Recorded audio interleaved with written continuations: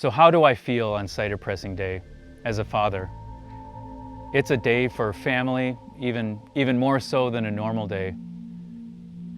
And it's a day for harvest. And it's a day to reflect on the growing season that we've had. And we're looking at apples that we've grown and pressing them into something that will nourish us and that we'll be able to share with others. So there's a lot of special feeling there. But at the same time, I'm reminded of apple orchards that we would travel to when we lived in the city, and thinking about the transition that we made coming here, and thinking about how we wanted to try to bring that to our own property and in some way to replicate those same experiences, that warmth that you feel going to the seasonal places, the apple orchard.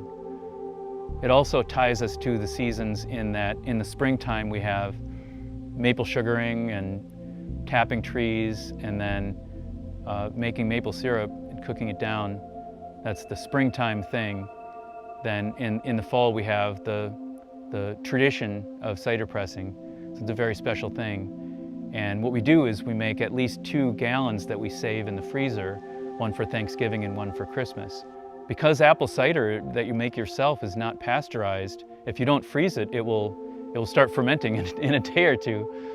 My son is getting into things like fermenting ginger root. And so you end up with this thing called a ginger bug, which you can kind of think of as analogous to a sourdough starter. So with a sourdough starter, you have this jar of stuff, this sourdough starter stuff that you feed, and then you pull some of that out every time you make sourdough, but the starter stays behind, and you can keep those going for years and years. You can do the same thing with ginger root, fermenting it into essentially a starter for a sparkling drink or a fermented drink. And he was able to make sparkling cider, which was amazing. So that was a very exciting thing for this year that was unique and different. But every year it's special, and every year we think about the crab apples and the blend of the different things and the different apples that we have. And this year there was a certain apple tree that didn't produce as much, so we didn't have as much of that taste. But so it was a little bit more tart and a little less sweet as we would normally have. But that's part of what makes it interesting. That's part of what makes it exciting. And every year is a little bit different.